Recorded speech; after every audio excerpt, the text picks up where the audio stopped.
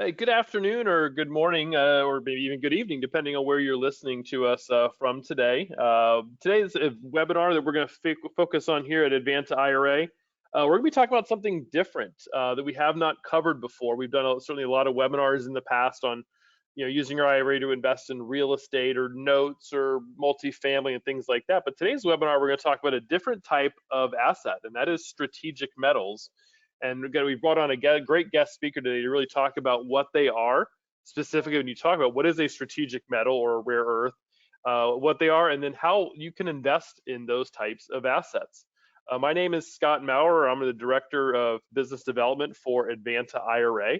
I've been with the company since 2006 and have done a lot of different things in my time at Advanta, and in fact, seen a number of different types of investments.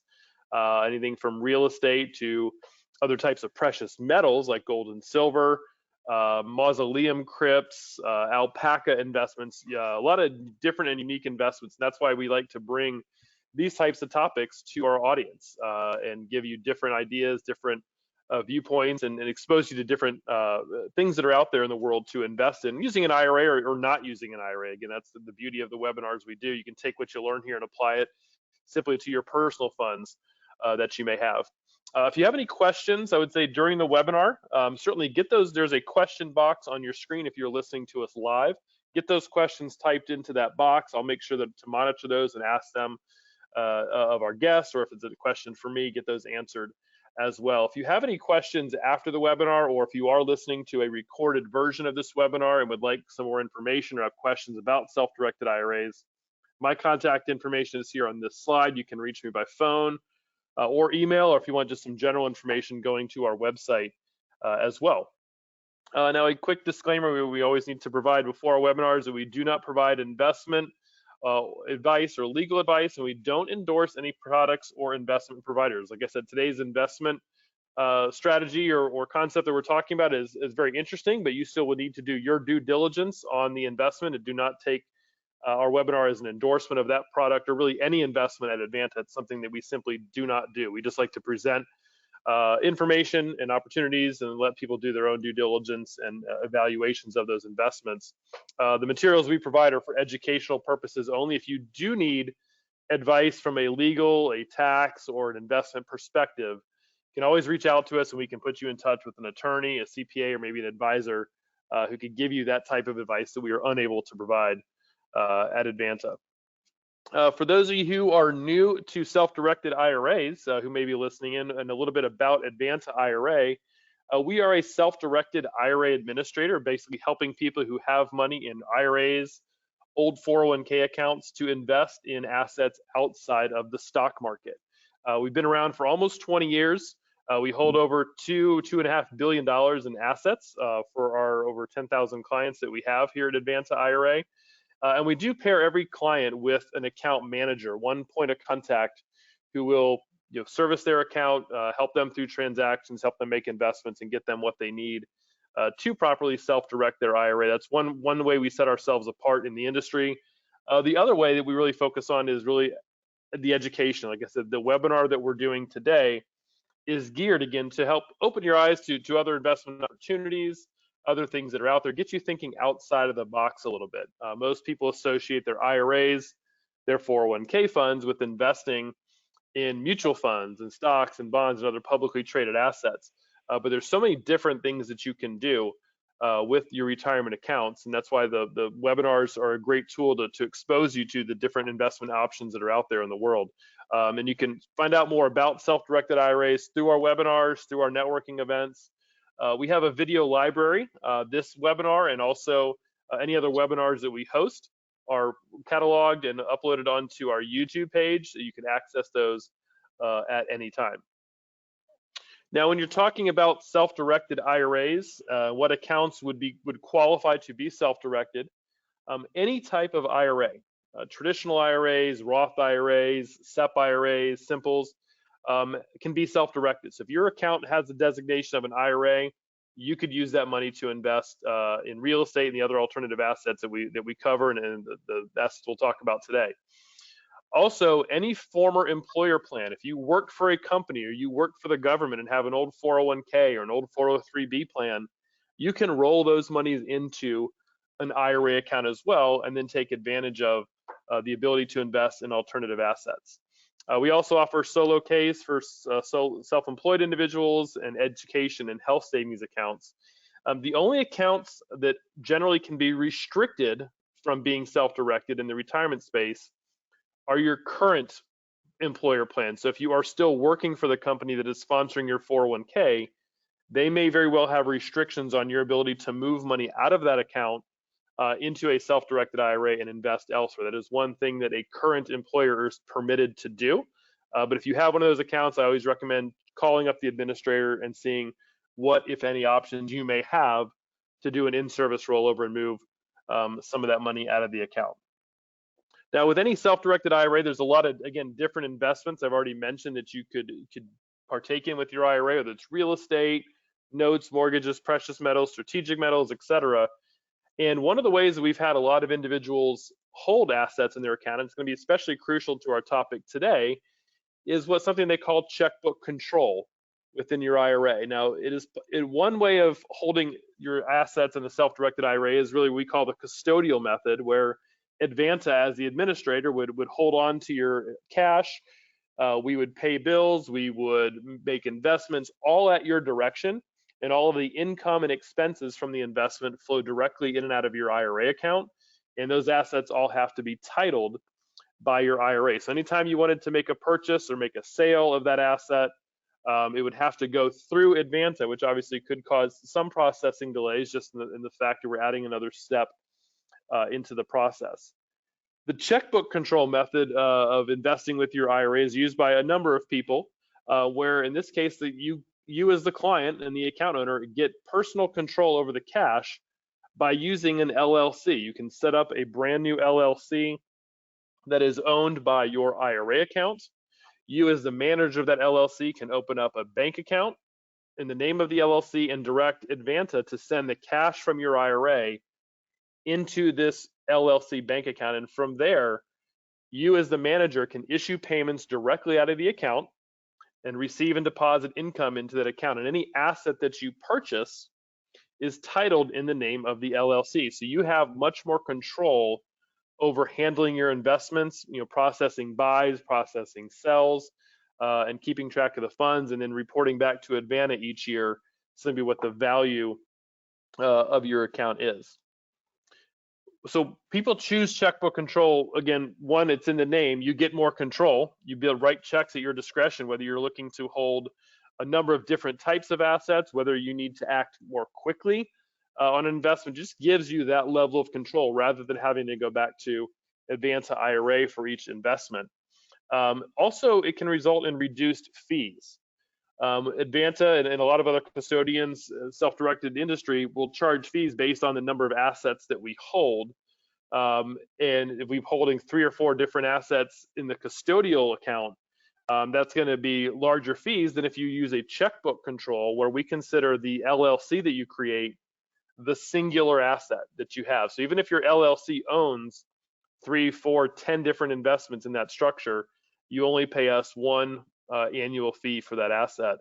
And again, it's the flexibility. It goes along hand in hand with the control to buy multiple investments, multiple types of investments, and buy and sell more quickly. And I think when we talk about what we're going to bring our guest speaker on here in just a moment, especially assets that you may be purchasing overseas, assets that have quick turnaround times, the checkbook LLC is going to be probably the most cost-effective, simplest way to hold the investments. Now, that all being said, if you simply did not want to use this method and said, hey, I don't want to use the LLC, I want Advanta to handle all the assets, we can certainly do that. Just be advised there is going to be an additional cost involved with us handling multiple assets or doing multiple transactions in a given year. So it is possible to do the investments we'll talk about today without the checkbook control in theory, but the checkbook control certainly would make things a lot easier and more cost effective for you to do that. So I wanted to cover that again today in advance of the conversation we're going to have today. So if this is something that interests you as an investment, this might be the best way for you to handle it. And again, we don't set up the LLCs at Advanta, but we certainly could give you the names of individuals who would be able to assist you. So at this time, I really want to bring on our guest presenter. I just wanted to give my little spiel at the beginning, again, set the stage.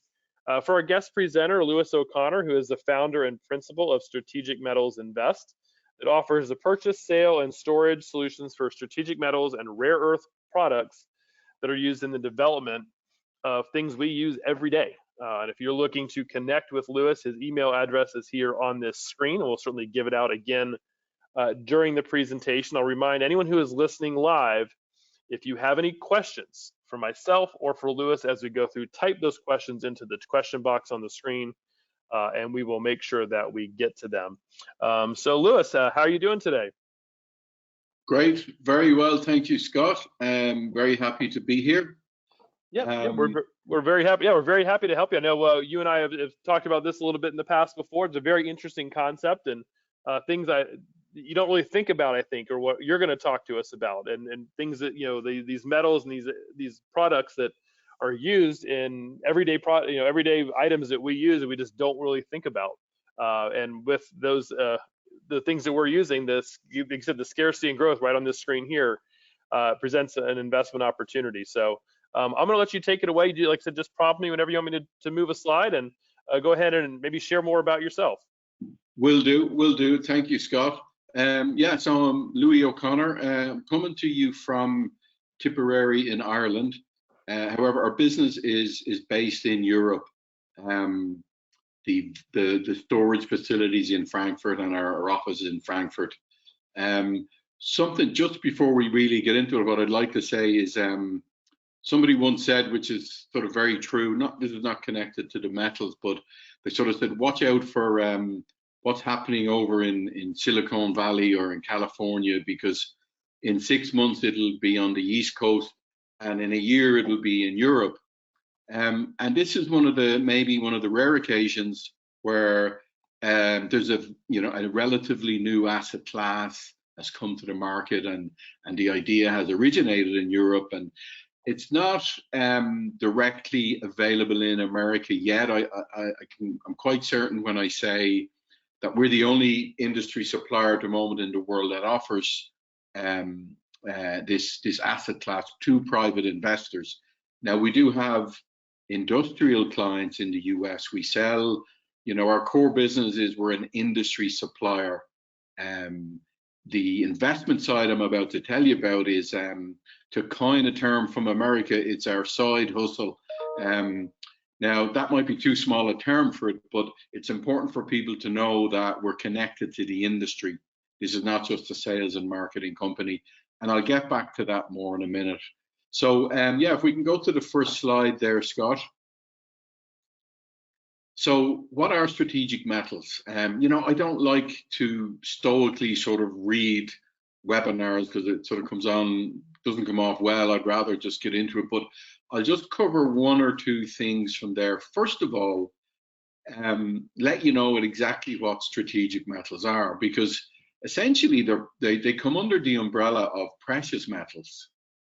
And, like gold and silver, they're all under the same umbrella. And the difference between precious metals and strategic metals is strategic metals have more of an intrinsic value, as opposed to, gold has more of an extrinsic sort of a perceived value. Now, you'll notice throughout the presentation, in terms of, for investment purposes, why do these make a good investment? And the common thing you're going to hear, or maybe the red thread you'll hear from me through the presentation, is supply and demand. Demand far outstrips supply, but there's a few other sort of dynamics involved in that that make it interesting as an investment. And the first one is there, as it says there in the presentation, that strategic metals differ from base metals like copper, iron, lead, and zinc, in that the availability of those metals is relatively abundant. So rare earths are not relatively abundant. The reason for that is they don't occur naturally in the environment. They're always a byproduct of another raw material. So the ones you're about to hear about, I'll give you an example. Now, one thing as well that I should tell you is there's only the scientific term for strategic metals is rare earth elements. I'm sure you may have heard of that. And they come in different forms. They can be in metal, they can be in powder, nitrate, even liquid form. Now, out of those 17, only 10 are considered relevant as investments. The other 7 are sold and are used for industrial uses, but there's no issue with supply. So they don't really they're not relevant as a physical asset to hold. So the 10 that we'll be talking about today are basically the backbone of manufacturing in the 21st century. I didn't know, I thought I might be on video, so I have my iPhone here. I was just going to show, I'm holding my iPhone. So there's 12 rare earth or precious metals, you could say, in every smartphone. Now, 2 of them are gold and silver, but the other 10 are the ones we're talking about today. Now, there might be in micro doses in phones, but they have multiple applications. Like the same metal that's in the magnet, say in the speaker in your iPhone, is also in permanent magnets in electric cars or in wind turbines. So they have multiple applications in many industries, which we'll get to in a minute.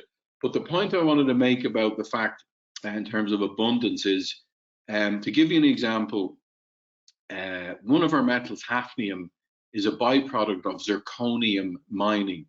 And the ratio for that is, for every 50 tons of zirconium, there's only 1 ton of hafnium available. So the production just can't be ramped up.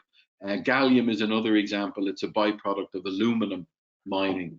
To give you an example, last year, hafnium went up in 1 year, and it doesn't always go up this much. This is an anomaly, but hafnium went up 190% last year. The reason for that was that the aviation hafnium is needed in alloys for jet engines, rods for nuclear reactors, and also this sort of space exploration is becoming a sort of a fully fledged space industry. So what happened was the aviation industry bounced back. Nuclear energy is also growing, and space exploration. So we had a surge in demand for hafnium, but there's no way that zirconium production will be increased just because of that, because they'd have to produce 50 more tons for every 1 ton of hafnium. So that's just to give you a little idea about the limited sort of supply. So yes, please, Scott, if you could go to the next one. I sort of briefly mentioned this already. It's probably easier to say there's not an industry. I mean, literally, rare earth elements are the backbone of manufacturing in the 21st century. They're in all our modern technology, aviation, nuclear reactors, medical devices, defense industry, airline industry. Again, if somebody can tell me an industry they're not in, I'd be happy to hear about that. So we'll go to the next slide. Some of the benefits, we'll get into this a bit more later as well. They're not correlated to the stock market. There's a hugely increasing demand. I'll cover that a bit more later. Limited availability is coming up on the next slide. High liquidity. I mentioned briefly, our core business is we buy and sell these materials from producers, mostly in China. So 80% of our business activities are buying these raw materials, and we sell them. And we've over 2,000 clients in 70 different countries. So if that wasn't our core business, we couldn't safely and securely offer the investment side of the business. If somebody comes up to us on a Monday morning and they want to liquidate hafnium, we'll make an offer that day, and the transaction can be completed in 3 to 4 working days, and the funds paid within 10 days. Also considered, of course, inflation and crisis proof, because there's an intrinsic value to them. So yeah, please, next slide, Scott. I'm not sure how well you can see that, but this is just an example of one industry. This is the energy transition metals. So the metals that are going to be needed for electric cars and solar and wind power. Now, on the left-hand side graph, on the right-hand side of that, you'll see wind power, solar, and electric vehicles. Now, if you look down there, you'll see dysprosium, neodymium, praseodymium, terbium, gallium, and tellurium. Those are 6 of the 10 metals we offer, and they're critically needed for this energy transition. It's estimated that the demand for energy transition metals will not peak until the 2040s.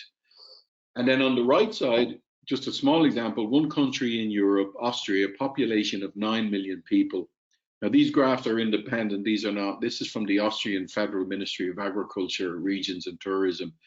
Their estimate is they will need 4.5 times the current global production of gallium for Austria alone to meet their planned expansion to renewable energy. So that's just to give you an idea of the demand. And then that's just one industry, you know. Then there's modern technology, there's aviation, there's military applications. So next slide, please, Scott. Yeah, and Lewis, if you can, I have a quick question. Just so I'm assuming you might get into this, but do a lot of these metals trade then like commodities to some extent on buying and selling? Is that a little bit similar to that market? Again, if you're going to cover this in a little bit, we'll can delay the question, but just wanted to throw that out there. Good, very good question. No, there is no exchange for rare earths. The prices are pretty much set on a daily basis between the producers and the brokers like us that buy them. So there's no exchange for that. Now, there's plenty of places you can go to see where the prices are and indicative pricing. To give you an idea, there's about 20 to 25 brokers, suppliers like us in Europe, and probably a similar amount in the US. And they're all buying on a daily basis so they can then sell to the industry buyers, you know, small factories or medical devices and stuff like that. Yeah, but there's no specific exchange, but there is the possibility to monitor the pricing. Okay, thanks. So, yeah, thanks for the answer. Again, anyone else who's listening live, throw your questions into the question box and make sure we get those asked of Lewis as well. Okay, so now let's get into, again, this comes down to supply and demand. As you can see on the left, China is responsible for 80% of the world's rare earths. Now, they only have about 50% of the world's rare earths in you know, underground, but they're responsible. The best way to explain it is in the 1960s, the US was the dominant market leader in rare earths, producing about 60% in Mountain Pass in California.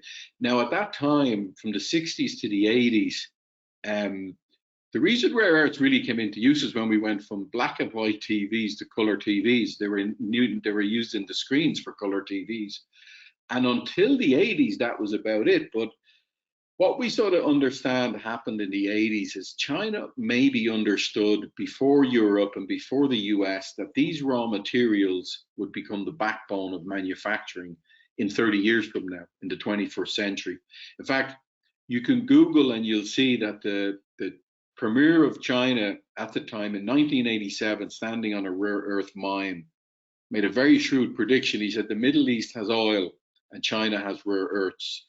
And they set out there and then to become the dominant market leader. And if you look at the chart on the right, you'll see copper, nickel, cobalt. But if you look at rare earths, there's about 60% production. But on the other one, where are they processed?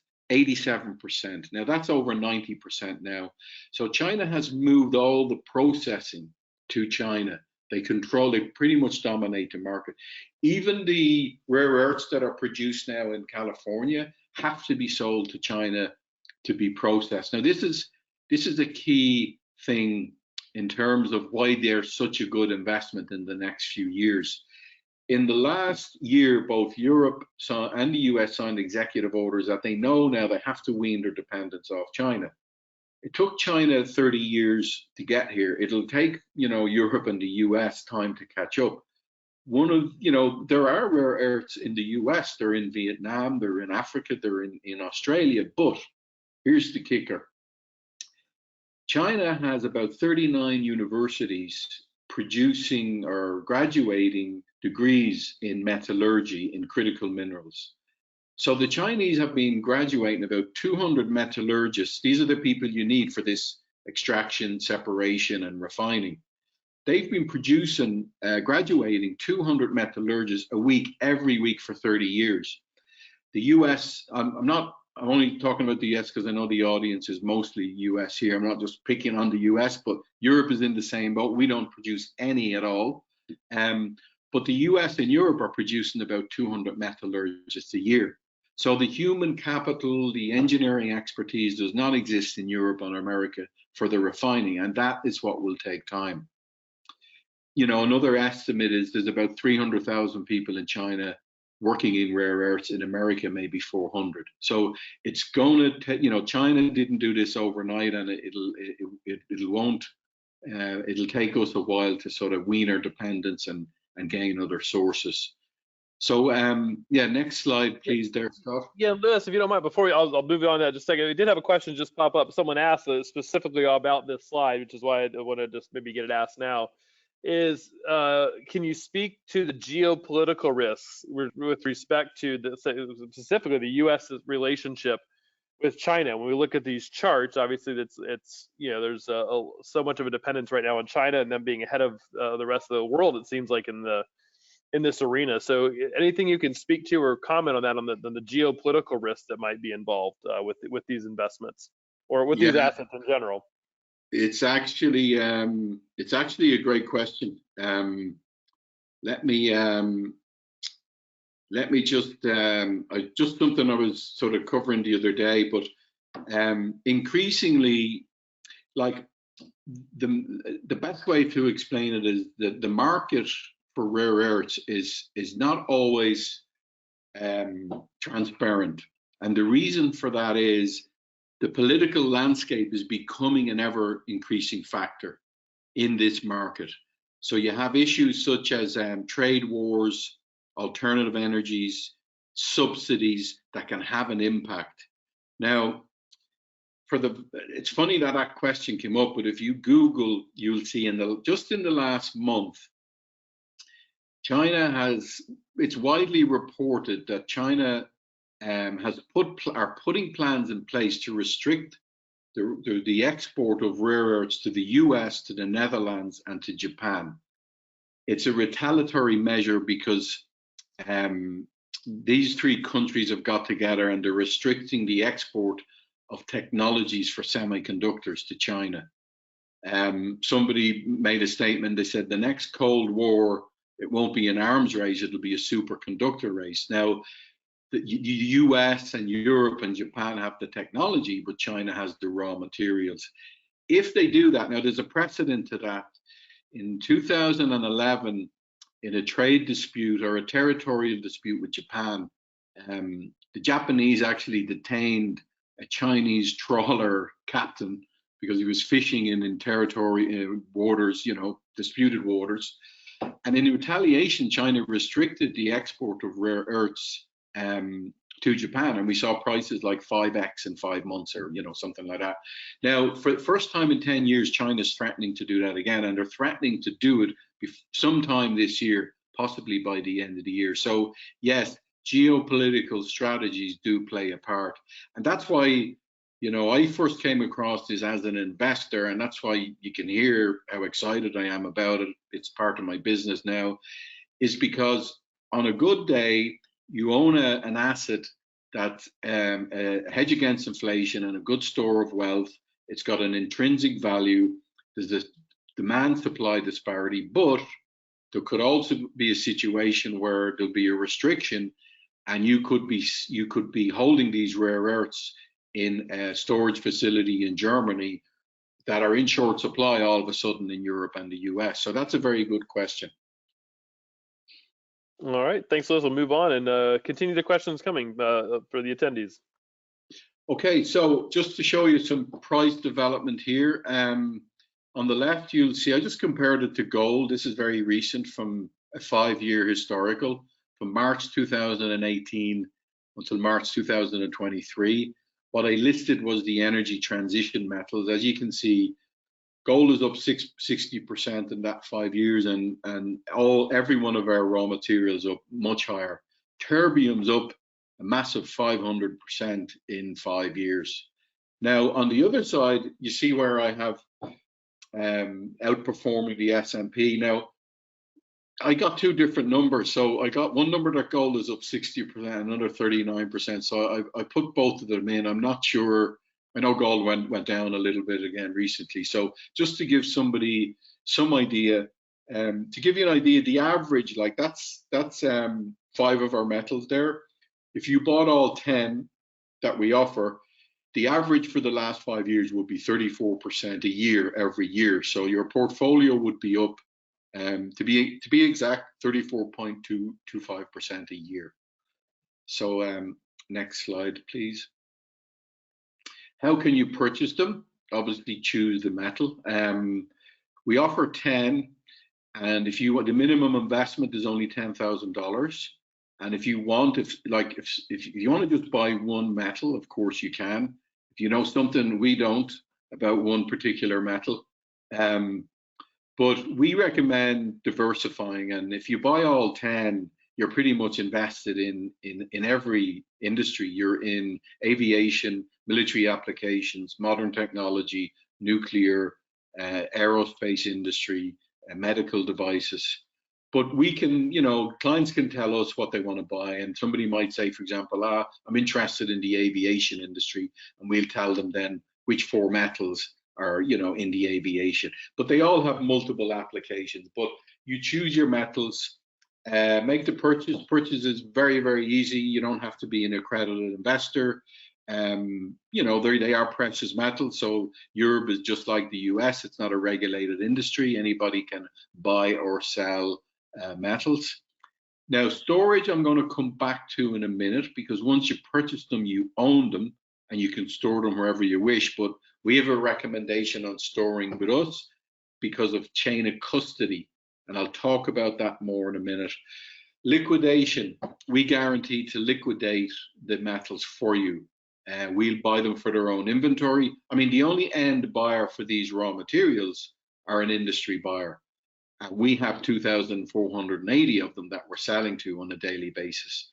So we don't even need 30 days notice. If you come to us early in the week, we'll make you an offer within 24 hours. If you accept the offer, the contract will be signed in 3 to 4 working days, and you'll be paid within 10 days. I'll come back to that again in a minute. A visit. Look, due diligence is very, very important. You have to do that. Look, obviously, it's not a word you bandy around lightly. One possibility is come to Frankfurt and see the vault. It's the largest inventory of rare earths anywhere in the world outside of China. It was a bunker during World War II, so it was 2 levels below ground. Don't know if anybody saw Frankfurt after World War II. Frankfurt was one of those towns that was completely leveled. Bunker survived it.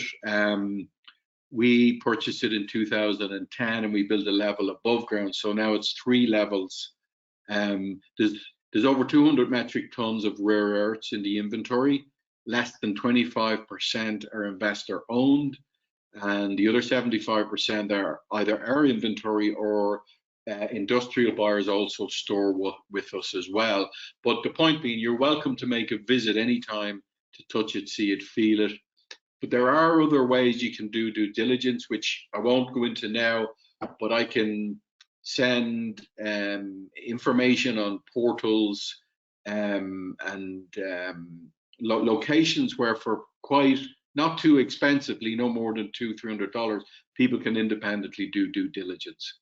So yeah, I'll move on from there. Right, so this is the company you're doing business with.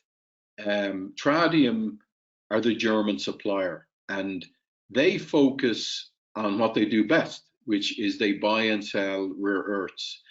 And this side hustle, if you'll excuse the term that I'm talking about, is they have outsourced the sales and marketing to a limited number of brokers like myself. There's 3 or 4 in Europe.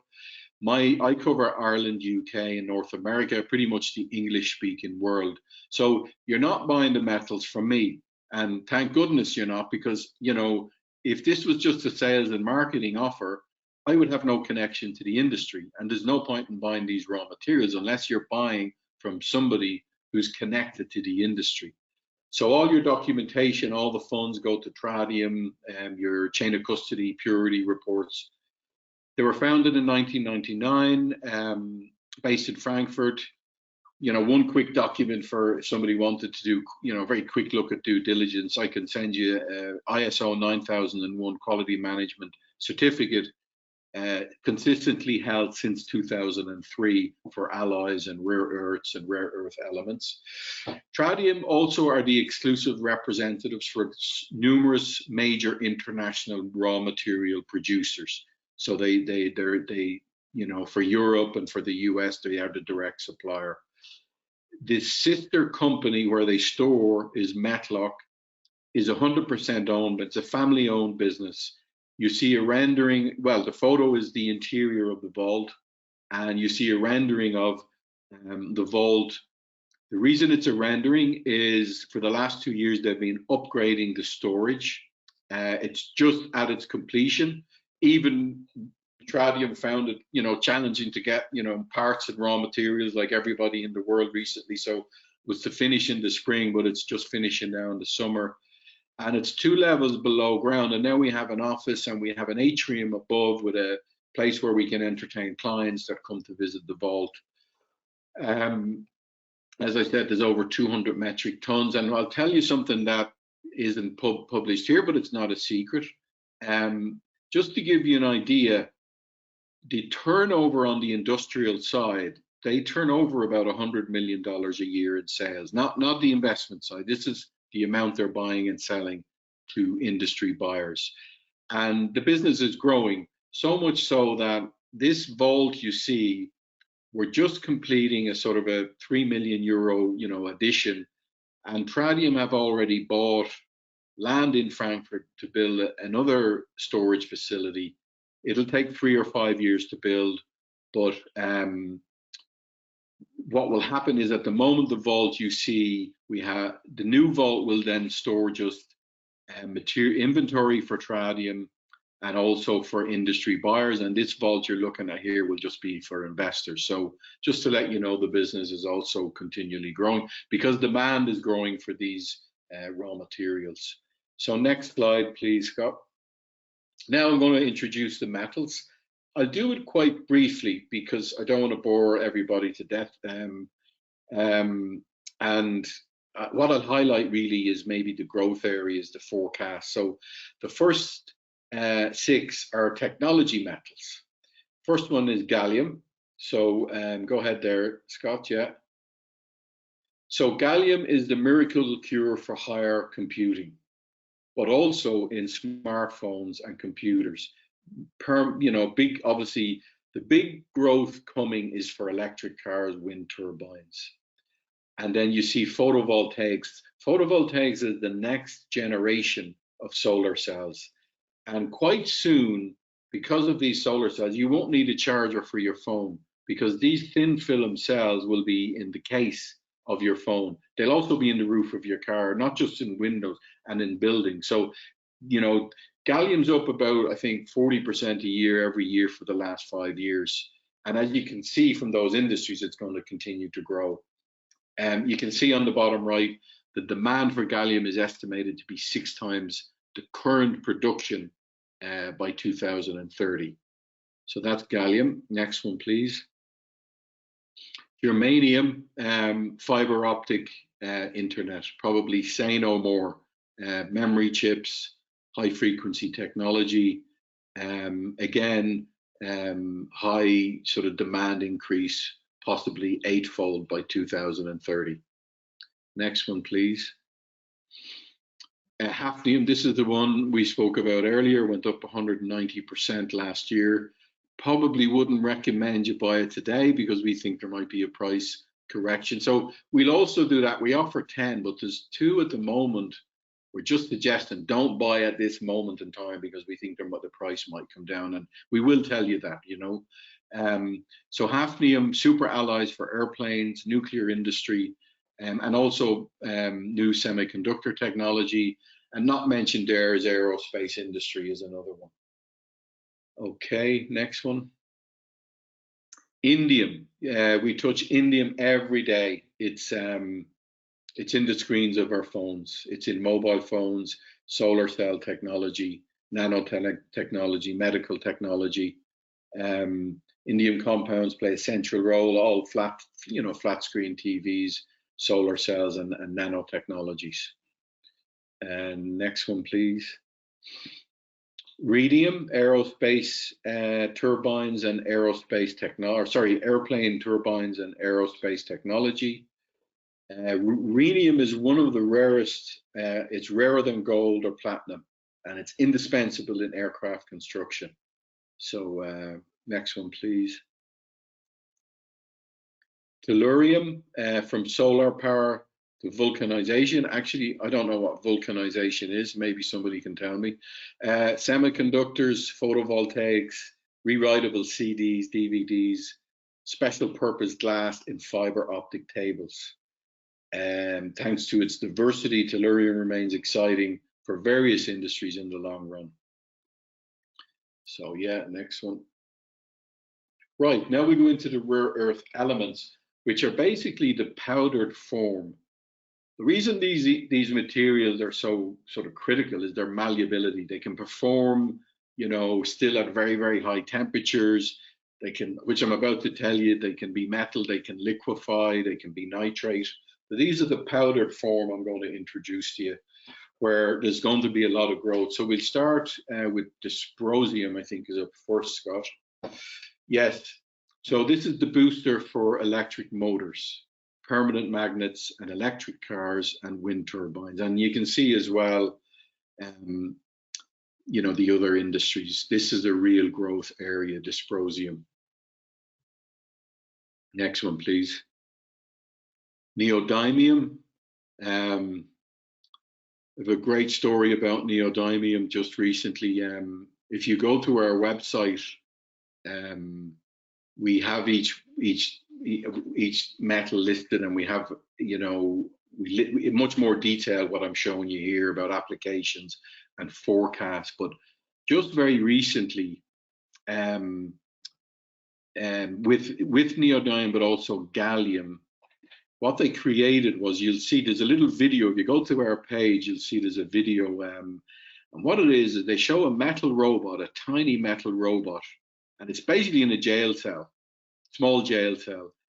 And the robot it goes from metal, it liquefies itself, and it slips out of the jail and then re-solidifies itself to a robot again. This can only be done because of rare earths, because of neodymium's malleability and the ability to liquefy. Now, where that technology is heading is, in the next few years, we'll have wearable medical devices that will be able to monitor like bodily functions in real time, but also administer, pain medication. But this technology would allow a minor robot to go into your bloodstream, into your stomach, and retrieve, bacteria and take it right out immediately. So that's where it's heading. It's just unbelievable. But it's only, again, because of this mixture of neodymium and gallium. So that's it's still a long way away, but that's what, if you see that video, when it's like something from the Terminator movie, they couldn't barely do that with CGI 20 years ago. Now it's a reality. It actually can be done. So next slide, please. Praseodymium, again, as you can see, they have multiple applications and are often, in the same technology. So permanent magnets, electric motors, smartphones, wind turbines, alloying agent. They help, because of their ability to sort of withstand very, very high temperatures and still perform. That's, the flexibility they give that just other metals don't have, and they can be mixed in together, and refined with other raw materials. Next one. So terbium, up 500% in, I think, 3 years now. We don't recommend, we don't know if, I'll tell you more in a minute.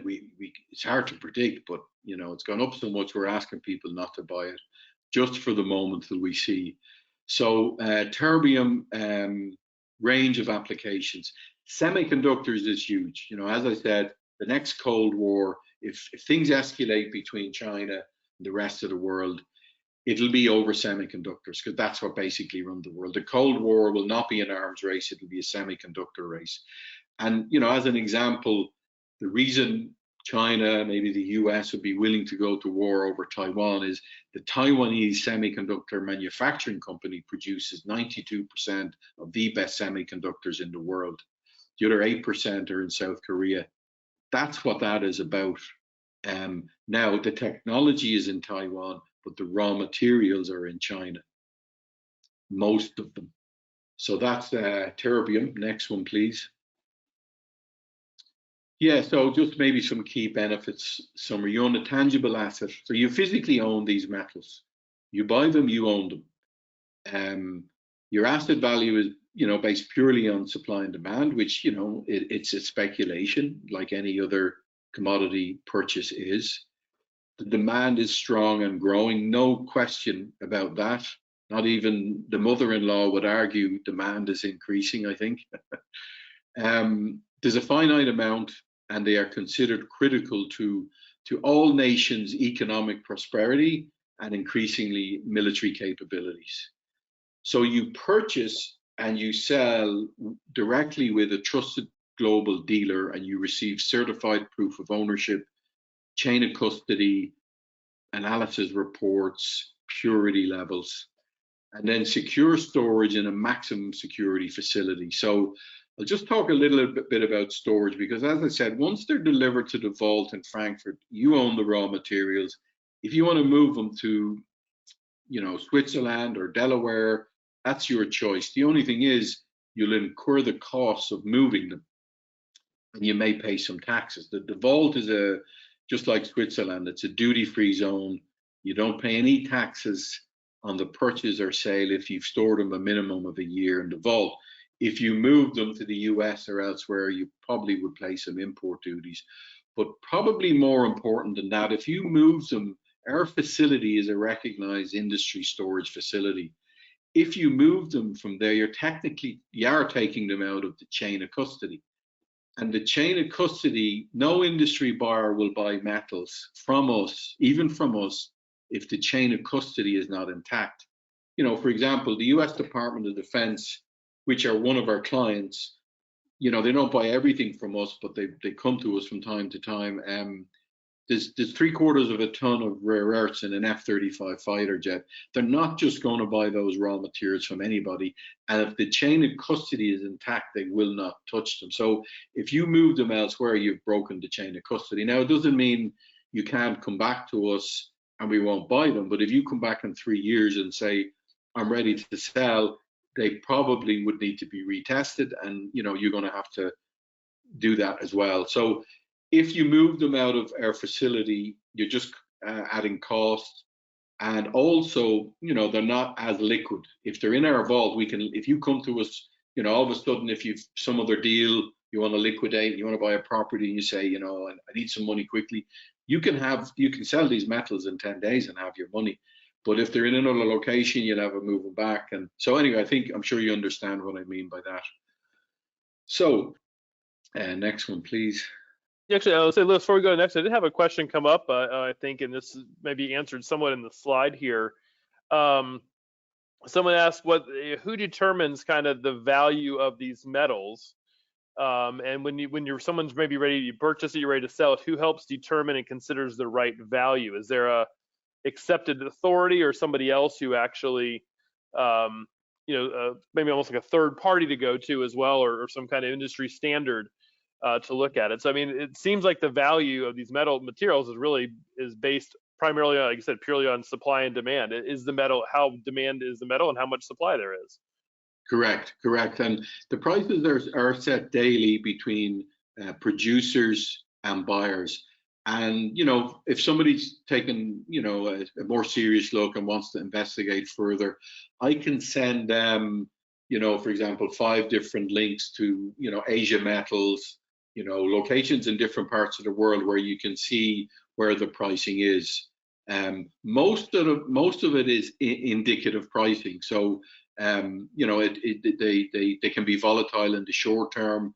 I would say that you know, and I'm about to mention that I think in the next slide, is you need to probably learn a bit more about the metals and the industries and the locations where you can see where the prices are. But yes, there is other sources of pricing available independent of us. Kitco, for example, I think it's a Canadian company, but they publish the prices. That'd be one in North America. Asia Metals is Asia. So, you know, from different parts of the, I could send at least 5, 6 different locations where people can monitor the pricing. Now, And then instead of a follow-up question too, kind of like what value will you buy it at? And I guess maybe that's a question on the yes, overall. Yeah, do you can people obviously they could buy it through you or buy it from you or whatnot? Can they also, if they said, hey, I want to sell it back, they sell it back to you? Are there other companies or individuals like you that they could go back to, or is it selling pretty much to the end consumer? Who's okay. going to use it? The company that's going to use the materials in their production. Yeah, I was about to cover that. So before I get into this slide here, let me explain that. So we guarantee that we will buy them back from you, but we are not your only option. And you could say, you know, maybe one of the drawbacks of our opportunity is the margins are higher than they would be with precious metals. I think with precious metals you can buy and sell -2%, -3%. When you're ready to liquidate, now, I mean, if everybody saw the returns I discussed earlier, I mean, there's very, very good gains there. But when you come to us, we will offer to buy them from you. If you just come on a Monday and you want to sell right away that day, we'll offer you the market value -10%. So that's where we make our money, is on that spread. So that's you know, arguably it is a little bit higher than precious metals. However, and this is, I'm only speaking for myself here, my experience. This is not for everybody, but the way I weighed that up was that, one, primarily Tradium are a supplier of rare earths. That's what their business is. And they're inviting me to participate in the supply chain, in the industry. And what I'm getting for that 10% spread is, one, they guarantee I'm buying industrial grade, high value rare earths. They're authentic and they can be liquidated to any industry buyer. Two, I'm getting safe storage with a recognized industry supplier with the chain of custody intact. Any other buyer in the world will buy metals from you if you can produce documentation that you bought them from Tradium and they're in the custody of Tradium. So Tradium are your safety net, your parachute, if you're in a hurry.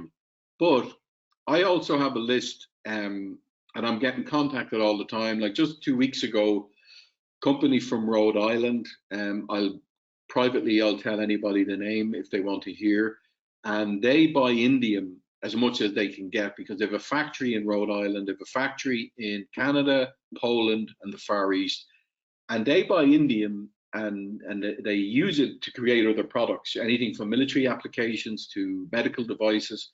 So I was contacted by them, and they know that I work with Tradium, and they also buy from Tradium. But they also said, look, if any of your clients want to liquidate with us, we'll buy up to 100 Ks a month. So the -10% spread is, considerably high. But what we suggest to anybody is don't do this unless you're willing to hold for 3 to 5 years, because if you saw the historicals there, they're up 34% a year. That's 170% in 5 years. So you won't really mind a 10% spread. You've made, you've more than doubled your money. So I suppose what I'm trying to say is you have a guarantee with Tradium, but you can also, if you want of your own accord, contact buyers. And again, once you can prove you've bought them from Tradium and they're in that custody, there's no spread really. They'll buy at market value. So that's your second option. And then, also you could come to me and I might be possibly able, if you're not in a hurry, to liquidate them to another investor at maybe, a 3% spread or something. So those are your sort of options there. But you do have one guaranteed option, and if you're willing to do a bit of work yourself, you have other options as well. I hope that answers the question. I can get into more detail if somebody wants to email me or have a phone call.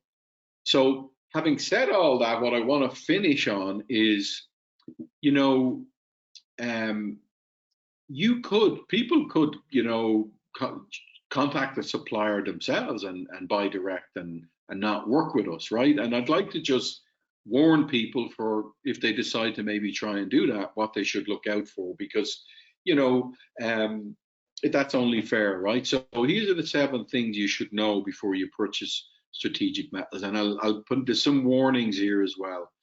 So buy the raw materials only in original packaging. When you buy them from us, your raw materials in the vault remain in the original packaging from the producer. If they're not in the original packaging, no industry buyer will touch them, right? Um, Pay attention to industrial quality. Now, that's obviously, I don't expect people to know too much about that, but the truth of it is, it's only people like us that know the purity values that are, for gallium, for aircraft, for the aircraft industry, because, just like gold, there's 10 different purity levels of gallium. So you'd want to make sure if you're thinking of liquidating to an industry buyer that you're buying purity levels that are, that are bought in the economy. Keep an eye on industrial demand, make your own selection. Obviously, do your homework, talk to me, or learn a bit about the metals, but make your own decision. When buying strategic metals, think of liquidation. Who are you going to sell them to? If you buy them, you can buy small, very small amounts on eBay and Amazon and stuff, but that's just hobbyists. And no industry buyer will buy anything that was bought on eBay, but another hobbyist might, and you can buy smaller amounts. The other thing I would say about that is a client recently from the Czech Republic came to me and he said he had a supplier in China and was willing to sell him the raw materials.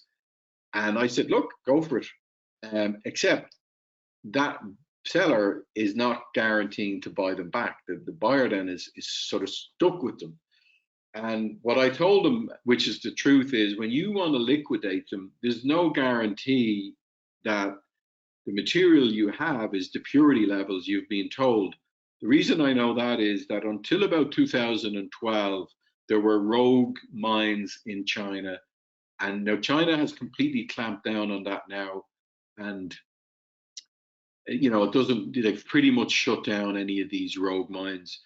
There's no new, materials with lower purity levels coming to the market, but there possibly are some out there and somebody would sell them to you. So if you're not connected to the industry or you're not buying from somebody connected to the industry, you're exposing yourself. Beware of promised yields and challenges when purchasing strategic material. I'm not guaranteeing anybody today what the prices are going to be because I don't know. I've showed you the historicals. And then the final one is find a trustworthy rare earth metals trader. To my knowledge, and I'm absolutely certain of this, is at this moment in time, we're the only industry supplier who's offering this to private investors. You might be able to buy from a supplier in China, but they will not be connected to the industry in the sense that they will guarantee to repurchase them from you. So that's about it. I'm open. I think that's the end of it. You can go on to the next slide, I think, which is just, if anybody wants to contact me, they can email, they can go directly to the website and download a brochure. And I'm happy to get on the phone and talk with anybody. So any questions there, Scott? Yeah, we did have one more. Again, just before we go, I'll ask that question, but also the thank you. It was certainly like I said, very interesting topic. That's why we like to bring those to our investors. But echo what Lewis said. Make sure you do your due diligence on the investment, what you're looking to get into.